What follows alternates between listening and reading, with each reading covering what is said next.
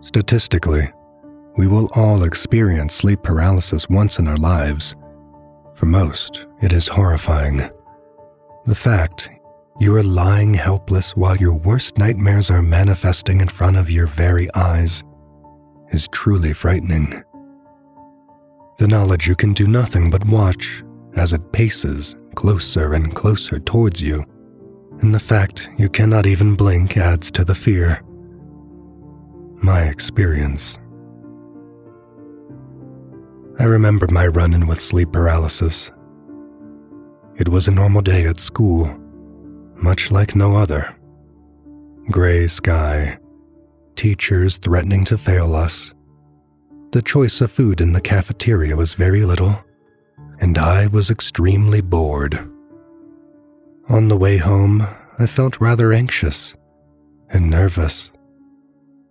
My body was tensing and relaxing a lot, especially in my legs and arms. I didn't blink for what seemed like an eternity. The feeling gave me a headache once I recovered. I arrived home and reached up to the medicine cabinet. After popping through some empty paracetamol boxes, I came across some extra strength ones.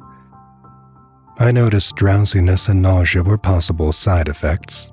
I didn't care, because the headache was piercing my very skull. I finished off some homework later on and noticed it was 10 p.m. I felt tired from the pills and decided to go up to bed and get an early start for next morning. I welcomed the sleep with open arms. As soon as my head hit the pillow, I fell into a deep sleep. Unfortunately, I was experiencing a very bad dream. I was alone on a dark road at night. I remember it was very cold, and I could see my breath in front of me. I walked further down the road, looking around me at all times. There was literally nothing on either side of the road, just darkness. Eventually, I approached a lone wooden shack at the end of the road. The logs were stacked on top of each other with a lead roof. The wooden door had 5 small squares hacked into it. The cold metal handle chilled me to the core once I grabbed hold of it. I twisted it to the left and pushed the door open. The creaking stopped as I let the door go. It was pitch black inside. The small, intricate details of the wood could barely be made out. The floor was caked in dust.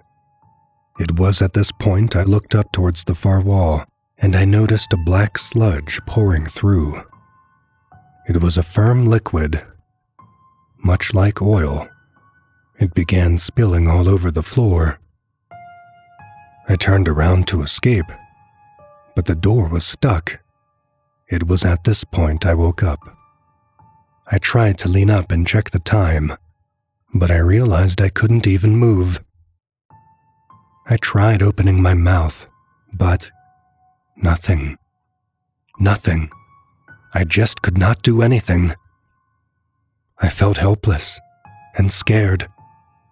I thought I would snap out of it. I waited for what felt like an eternity. I still couldn't move. I looked over to the far corner of my room. I noticed a fine detail of a crack.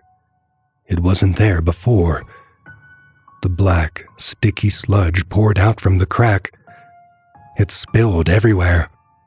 It began piling up in one big heap, defying the laws of physics.